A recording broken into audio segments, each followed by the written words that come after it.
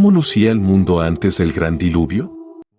Adéntrate en un mundo envuelto en misterio, donde antiguas criaturas y estilos de vida ya extintos prosperaron alguna vez.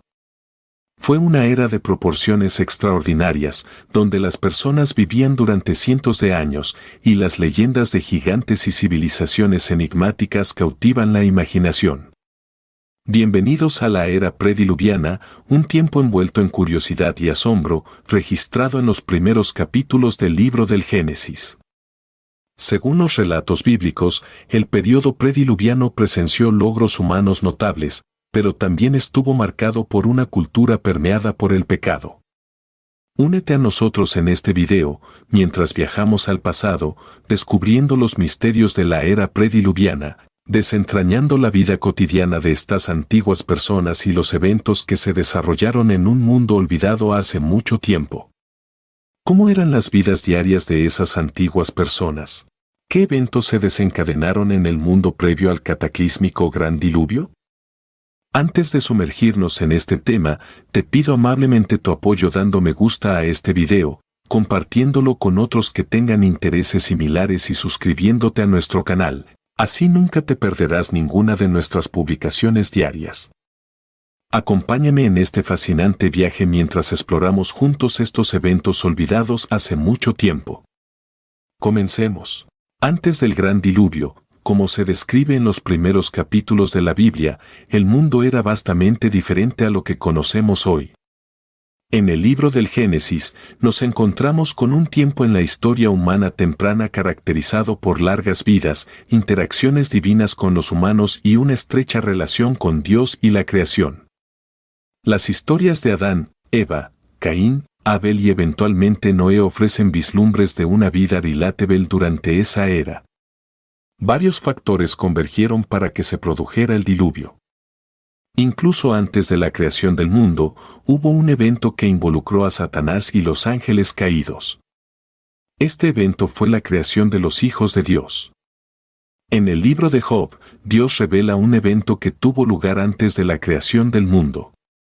Job, capítulo 38 versículos 4 a 7 describe los fundamentos de la tierra, las medidas y los seres celestiales conocidos como estrellas matutinas e hijos de Dios que se regocijaban en la gloria, el poder y la sabiduría de Dios. Es importante tener en cuenta que la Biblia solo menciona brevemente a los ángeles caídos, ya que la mayoría de los ángeles en el cielo han permanecido fieles y no se han vuelto malvados. Sin embargo, algunos ángeles tomaron la decisión de rebelarse y han caído de su morada celestial original, a pesar de que estaba destinada a ser su hogar eterno. La causa de esta rebelión no se declara explícitamente. No obstante, no podemos pasar por alto el hecho de que los ángeles poseen libre albedrío y su estado caído puede atribuirse al ejercicio de su libre albedrío. El libro de Judas enfatiza este punto, afirmando que algunos ángeles no permanecieron en su lugar adecuado, sino que abandonaron su morada celestial. Judas, capítulo 5 a 6, Biblia amplificada. Ahora, es importante recordarles que el Señor, después de liberar al pueblo de la tierra de Egipto, posteriormente destruyó a aquellos que no creyeron y se negaron a confiar, obedecer y depender de Él. Los ángeles que no conservaron su lugar designado de poder, sino que abandonaron su morada adecuada, fueron mantenidos en cadenas eternas bajo la densa oscuridad de la total oscuridad, esperando el juicio en el gran día. El pueblo judío reconocía que estos ángeles no permanecieron en su dominio legítimo. La frase dominio legítimo puede entenderse tanto como su gobernación como su posición original. Los ángeles fueron creados específicamente para habitar en el cielo, adorar a Dios y llevar a cabo sus mandamientos. Fueron diseñados para glorificarlo, así como los seres humanos fueron diseñados para habitar en la tierra. A pesar de esto, algunos ángeles se desviaron de su propósito original al abandonar su morada celestial. Satanás, que se disfraza como un ángel de luz, está a cargo de estos ángeles rebeldes y actúa como su líder. La Gran Rebelión, como a veces se le llama, fue un evento en el que Satanás y una facción de las legiones angelicales del cielo libraron una guerra contra Dios y sus ángeles, intentando derrocar la autoridad de Dios en el reino eterno. Sin embargo, el plan del diablo de derrocar a Dios resultó en su derrota, junto con los ángeles que lo siguieron. Jesús mismo fue testigo de este evento y habló de la gloria y majestad que compartía con Dios el Padre antes de que existiera el mundo. En Juan, capítulo 17, versículo 5, Biblia amplificada, Jesús declara: Ahora, Padre, glorifícame junto a ti mismo, con la gloria y majestad que tenía contigo antes de que existiera el mundo. Esto revela que incluso antes de la creación de la tierra, Dios y su Hijo compartían una existencia majestuosa. Es importante tener en cuenta que Satanás es mucho más que una figura roja con cuernos y un tridente, es un ser antiguo con un poder espiritual real, que utiliza para fines malvados y egoístas. Como mencionó Pablo, nuestra lucha no es contra carne y sangre. Estamos involucrados en una lucha de naturaleza espiritual. El reino de Satanás está altamente organizado, con diversas áreas y niveles de autoridad, y su sede se encuentra en los reinos celestiales. Este hecho puede ser impactante, pero queda claro que Satanás lidera un reino altamente organizado cuando consideramos las muchas indicaciones de esta realidad. En la Biblia, comenzó una guerra espiritual, un choque entre dos reinos. Un reino está gobernado por Dios, el príncipe de paz, mientras que el otro está gobernado por Satanás, el príncipe de las tinieblas. Después de ser expulsado del cielo, Satanás y sus seguidores formaron un reino rebelde, comprometiéndose mutuamente. En el jardín del Edén, Satanás lanzó su primer ataque contra la autoridad de Dios en la tierra. Consideraba a Adán y Eva invasores en su territorio, ya que consideraba que la tierra era su dominio. Si Dios creó a la humanidad para establecer su reino en la tierra, Satanás necesitaba un plan de ataque.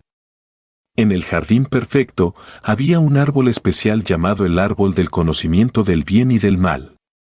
Dios instruyó a Adán y Eva que podían comer de cualquier árbol en el jardín, excepto de ese.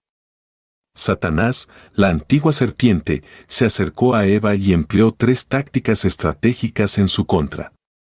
La primera táctica fue la duda: ¿con qué Dios os ha dicho?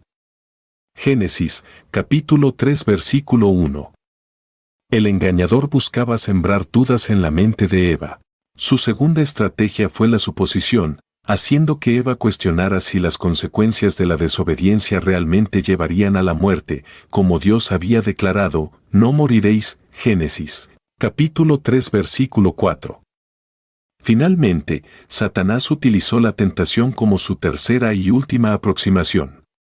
Dios estaba decepcionado por su desobediencia, y Adán y Eva ya no podían permanecer en el jardín del Edén.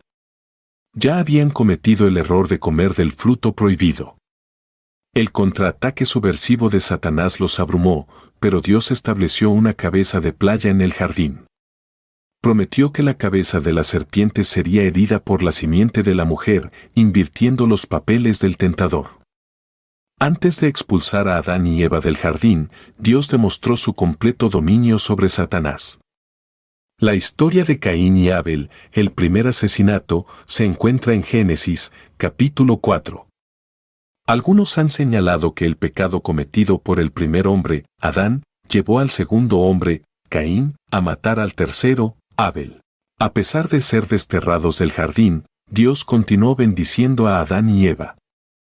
Tuvieron 2 hijos, Caín y Abel, y ambos eran conscientes de la importancia de hacer ofrendas a su Creador.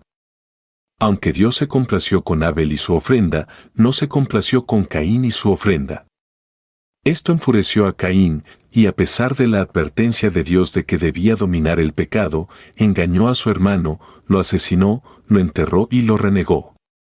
Caín preguntó: ¿soy yo acaso guarda de mi hermano, temiendo que otros buscaran venganza por su crimen? Dios puso una marca en Caín para protegerlo, declarando que cualquiera que lo matara sufriría venganza 7 veces más. Génesis, capítulo 4, versículo 15. Caín fue castigado convirtiéndose en un vagabundo inquieto, lejos de su hogar y su familia. Se fue a vivir a un lugar llamado la tierra de Nod, al este del Edén.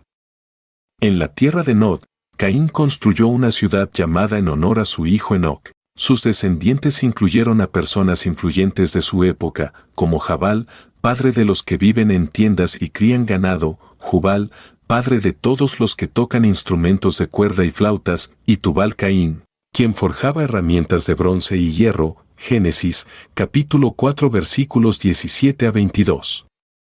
Después del castigo de Caín, la historia se centra en dos familias, un tema recurrente en Génesis.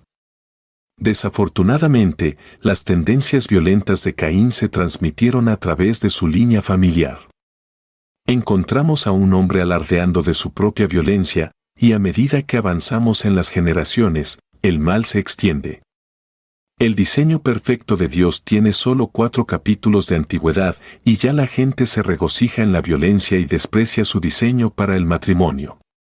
Antes del diluvio, también se practicaba la poligamia entre los descendientes de Caín, alejándose del diseño original de un hombre y una mujer en el matrimonio.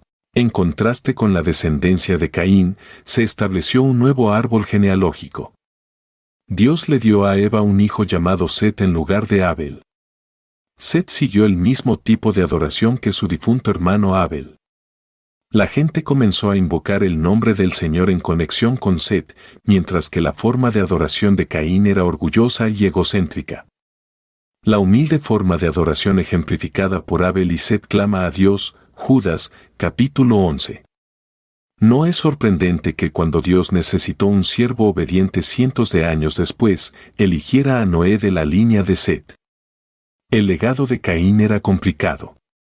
Por un lado, él y su familia fueron innovadores al proponer nuevas ideas y formas de hacer las cosas. Por otro lado, lucharon con peleas y dañar a los demás, y esta tendencia parecía empeorar con el tiempo.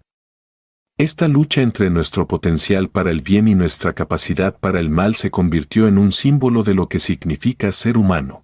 A medida que pasaban las generaciones después de Adán, el mundo se poblaba pero también se llenaba de pecado.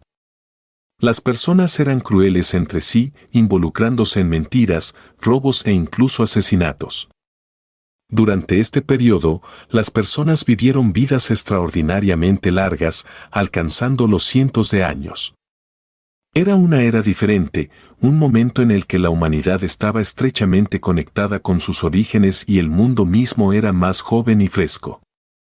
Adán y Eva tuvieron otros hijos e hijas después de Caín y Abel, y a medida que su familia crecía, también lo hacía el nacimiento de la civilización misma. Según la Biblia, después de que nació Set, hijo de Adán, vivió durante 800 años y tuvo otros hijos e hijas. Génesis, capítulo 5 versículo 4. A medida que los hijos de Adán y Eva crecían, se casaban y formaban sus propias familias, lo que llevaba a un aumento constante de la población. Aparte de Caín y Abel, Set fue otro hijo de Adán que tuvo descendientes, incluyendo a Enoc, Matusalén y, finalmente, Noé. Adán, el primer hombre, vivió hasta los 930 años. Génesis, capítulo 5 versículo 5. Sí, lo escuchaste bien, 9 siglos. Tuvo hijos que también vivieron vidas extraordinariamente largas. Ses, su hijo, vivió durante 912 años. Génesis, capítulo 5 versículo 8, y el hijo de Ses, Enoc, vivió durante 905 años. Génesis, capítulo 5 versículo 11. A medida que pasaban las generaciones, cada hombre engendraba hijos y les enseñaba los caminos de la tierra, incluyendo el cultivo de la tierra, el cuidado de los animales y la conexión con Dios. Esta línea de personas llevaba la semilla de la primera unión de la humanidad con los ángeles caídos. A pesar de sus largas vidas y profunda sabiduría, estas primeras personas no eran inmunes a los problemas que a menudo afectaban a la humanidad, como los celos, la ira y a veces incluso la violencia. Sin embargo, hubo un hombre llamado Enoc. En el capítulo 5 de Génesis, nos encontramos con la primera mención de Enoc. Es importante tener en cuenta que hay otro Enoc que era hijo de Caín, pero este es un Enoc diferente. Génesis, capítulo 5 versículo 21. Cuando Enoc tenía 65 años, se convirtió en padre de Matusalén. Al estudiar las genealogías en la Biblia, descubrimos que Enoc era el bisabuelo de Noé, Génesis, capítulo 5 versículos 22, 24. La Biblia afirma que Enoc caminó con Dios. En una época en la que la mayoría de sus contemporáneos se centraban en sus propias vidas y en criar a sus hijos, Enoc se destacaba como un soplo de aire fresco. Aunque su vida no fue tan larga como la de algunos otros hombres, su testimonio fue notable. Tenía una comunión y compañerismo estrechos con Dios, tanto que cuando llegó el momento de que dejara la tierra, Dios se lo llevó sin experimentar la muerte tal como la conocemos. Esta breve pero significativa descripción de la caminata pura de Enoc con Dios sirve como un modelo para muchas personas a lo largo de diferentes generaciones, enseñándonos a vivir para una audiencia de uno y a buscar apasionadamente una relación cercana con Dios. Génesis, capítulo 5 versículo 24. El caso de Enoc es la primera instancia registrada de un evento similar al rapto, donde Dios simplemente se lo llevó. Tal vez la comunión entre Enoc y Dios era tan intensa que la presencia de Dios lo envolvió y se lo llevó de repente. El libro de Hebreos menciona a estos hombres que el mundo no era digno de ellos, y Enoc está entre ellos. A pesar de la belleza de la vida de Enoc, su era no estuvo exenta de desafíos. Las personas vivían vidas largas pero no siempre buenas. Con muchos años a su disposición, tenían tiempo de sobra para perfeccionar sus habilidades, construir cosas y explorar la tierra. Sin embargo, también tenían más tiempo para cometer errores, apartarse del camino de Dios y endurecer sus corazones. Esto eventualmente llevó a un mundo corrompido y alejado de sus orígenes divinos. La población creció, las tribus y las familias se expandieron y se dispersaron, y se reclamaron nuevos territorios como hogares. Con el aumento de la población, surgió la necesidad de roles y profesiones diferentes. Las personas ya no podían limitarse únicamente a ser pastores y agricultores, necesitaban diversificarse. Caín, por ejemplo, trabajaba la tierra, mientras que su hermano Abel cuidaba ovejas. Esta diferenciación temprana sugiere que los roles se definían en función de las necesidades y habilidades. Tubal-Caín, un descendiente de Caín, se convirtió en instructor de todos los artesanos del bronce y el hierro, lo que indica la aparición de profesiones especializadas como la metalurgia. También aparecieron músicos, como Jubal, otro descendiente de Caín, considerado el padre de todos los que tocan el arpa y la flauta. Estos roles permitieron que la sociedad se volviera más compleja y organizada, sentando las bases para formas avanzadas de civilización. Sin embargo, a pesar de la adquisición de nuevas habilidades y el desarrollo de diversas profesiones, la vida antes del gran diluvio estaba lejos de ser perfecta o feliz. La Biblia nos dice que la maldad de la humanidad se había vuelto grande en la tierra y que todos los pensamientos de su corazón eran malos continuamente. Génesis, capítulo 6 versículo 5. En resumen, antes del diluvio, la humanidad se expandió y diversificó. Las familias evolucionaron en tribus y los roles se transformaron en profesiones, dando lugar a las primeras etapas de la civilización. Sin embargo, durante este tiempo, el autoproclamado comandante del reino de la oscuridad, Satanás, convocó a sus legiones malignas para infiltrarse en la humanidad con la intención de corromper la línea que llevaba al Mesías. Génesis, capítulo 6 versículos 1 y 2. A medida que aumentaba la población humana en la tierra, nacieron hijas. El término hijos de Dios en este contexto puede interpretarse como ángeles o demonios, caracterizados como seres celestiales. El libro de Job se refiere a ellos como ángeles, con 2/3 que permanecen con Dios mientras que 1/3, liderado por Satanás, se convirtió en ángeles caídos. Sintiéndose amenazado por el próspero reino de Dios, Satanás llamó a sus legiones malignas para infiltrarse en la humanidad. Estos ángeles caídos descendieron a la tierra y se casaron con mujeres humanas, dando origen a los Nefilim, a menudo traducidos como caídos o gigantes. Esta invasión satánica corrompió el mundo, llevando a una maldad generalizada. Es más preciso entender a los hijos de Dios como ángeles rebeldes, demonios o hombres poseídos por demonios de manera única, mientras que las hijas de los hombres se refieren a mujeres humanas. La maldad de la humanidad durante este tiempo se describe en Génesis, capítulo 6, versículos 1 a 5. Los primeros capítulos de Génesis, especialmente Génesis, capítulo 6, versículos 1 a 5, nos brindan una visión del mundo antes del diluvio. En Génesis, capítulo 6, versículo 3, el Señor declara que su espíritu no permanecerá con el hombre para siempre debido a su naturaleza carnal y limita su vida a 120 años. Durante este tiempo, los Nefilim, descendientes de la unión entre los ángeles caídos y las mujeres humanas, estuvieron presentes en la tierra. Estos Nefilim se convirtieron en los poderosos hombres de antaño, conocidos por su poder y fuerza. El Señor observó la gran maldad que había permeado a la humanidad, con cada intención y pensamiento de sus corazones siendo continuamente malos. La tierra era un lugar lleno de pecado, violencia y corrupción moral. En este mundo, las personas eran impulsadas por sus propios deseos egoístas, ignorando la honestidad, la integridad y la bondad. El engaño y la manipulación reinaban y la sociedad se desgarraba por el egoísmo y la maldad. Las familias, en lugar de ser santuarios de amor y apoyo, se convirtieron en campos de batalla de engaños y traiciones. Los vecinos buscaban explotarse mutuamente en lugar de cuidarse unos a otros. Los gobiernos se convirtieron en sistemas de opresión, manteniendo el dominio de los poderosos sobre los débiles. Ahora, en medio de este mundo caótico, ocurrió un desarrollo inusual, los Nefilim.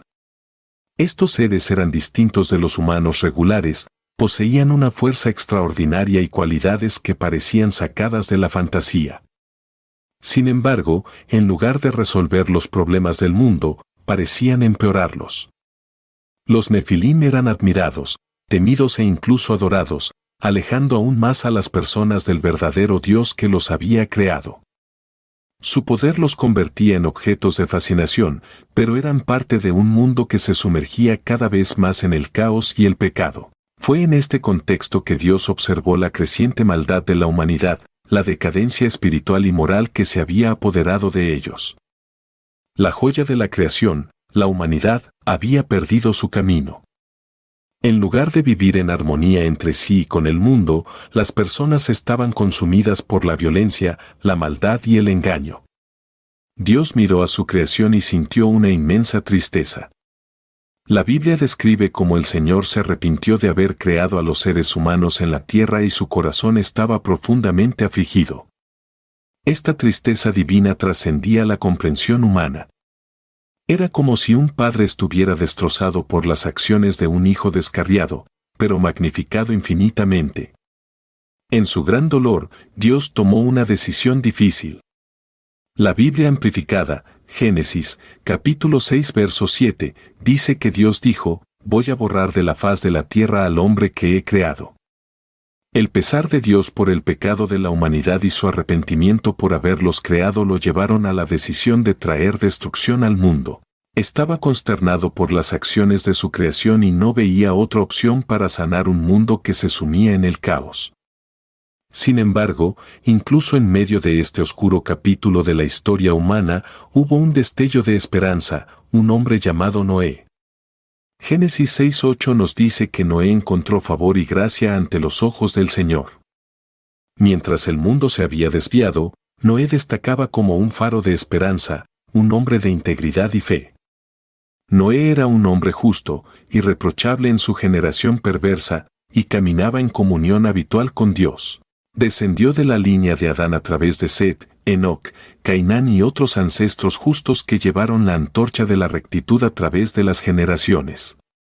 Eventualmente, esta línea condujo a Noé, un hombre que no solo llevaba la antorcha, sino que la dejaba brillar intensamente en su vida. Noé no solo era un hombre justo, sino también un padre amoroso y un esposo fiel. Inculcó en sus hijos las mismas virtudes que llevaba en su corazón. A pesar de la oscuridad que los rodeaba, el hogar de Noé se convirtió en un santuario de piedad. Incluso cuando Dios compartió su dolorosa decisión de limpiar la tierra de maldad a través de un diluvio que ahogaría a toda criatura viviente, la fe de Noé no vaciló. Comprendiendo la gravedad de la tarea que tenía por delante, Noé la aceptó con un corazón pesado pero resuelto. Dios declaró que acabaría con todas las personas y la tierra debido a la violencia que la había llenado. Génesis, capítulo 6, versículo 13 dice: «Voy a destruir a todos, pues la tierra está llena de violencia». Reconociendo la rectitud de Noé, Dios lo consideró digno de ser el custodio de un nuevo comienzo para la humanidad. A pesar de ser ridiculizado y dudado por aquellos a su alrededor, Noé llevó a cabo fielmente las instrucciones de Dios. Pasó años construyendo el arca, advirtiendo a la gente sobre el inminente diluvio y esperando pacientemente el momento en que Dios lo sellaría a él y a su familia dentro de este enorme refugio de madera. Cuando finalmente el cielo se abrió y la tierra fue engullida por el agua, las virtudes de Noé se convirtieron en la piedra angular de un nuevo mundo. Su fidelidad y obediencia preservaron la vida, y de su linaje surgió una nación en una tierra purificada. En un mundo que se sumía en el caos, la luz de Noé brillaba con más intensidad, un testimonio del poder duradero de la virtud y la fe frente a la abrumadora oscuridad. Dios hizo un pacto con Noé, como se describe en Génesis, capítulo 6, versículos 17 al 22. El arca se convirtió en el santuario familiar de Noé, una embarcación que los llevaría por encima de las aguas que pronto cubrirían la tierra. Dios instruyó a Noé a construir el arca con madera de gofer, con habitaciones adentro y afuera cubiertas de brea. Dios proporcionó a Noé dimensiones precisas, diseños y planes para el arca. No se trataba de un barco común, era una nave especial diseñada para salvar a las criaturas vivientes que quedaban durante el diluvio mundial. El arca tendría 300 codos de largo, 50 codos de ancho y 30 codos de alto, equipada con una puerta, una ventana y varios niveles. Convirtiendo estas dimensiones a medidas modernas, el arca tendría aproximadamente 450 pies de largo, 75 pies de ancho y 45 pies de alto. Tendría una puerta, una ventana y estaría dividida en diferentes pisos. Dios dijo a Noé: «Así es como debes hacerlo». Génesis, capítulo 6, versículo 15. Noé se embarcó en la monumental tarea de construir el arca. A pesar de enfrentar burlas y cuestionamientos sobre su cordura, Noé se mantuvo firme en su fe. A medida que pasaban los años, la madera tomaba forma y un magnífico arca se erigía imponente, un innegable testimonio de la obediencia y fidelidad de Noé. Dios también instruyó a Noé sobre quiénes y qué debían llevar al arca. Junto a la esposa de Noé, sus hijos Sem, Cam y Jafet, y sus esposas, Noé debía llevar 2 de cada criatura viviente, macho y hembra, para mantenerlas con vida. Además, Dios ordenó a Noé que llevara 7 pares de animales limpios, un macho y su hembra, y 2 de cada animal impuro, un macho y su hembra. Además, Noé debía llevar 7 pares de aves del cielo, macho y hembra, para asegurar la supervivencia de sus especies en la tierra. Génesis, capítulo 7, versículos 2 a 3. Noé llevó a cabo fielmente todos los mandamientos de Dios, haciendo todo tal como Dios le había instruido. Génesis, capítulo 6, verso 22. Gracias por acompañarnos hoy en este fascinante viaje. Si encontraste este video esclarecedor, no olvides darle me gusta, suscribirte y compartirlo con otros que tengan intereses similares. Además, déjanos un comentario abajo compartiendo tus pensamientos y otros temas bíblicos que te gustaría que exploremos en futuros videos. Hasta la próxima vez, que la esperanza de la resurrección y la certeza del poder de Dios sobre la muerte te traigan consuelo y fortaleza. Dios te bendiga.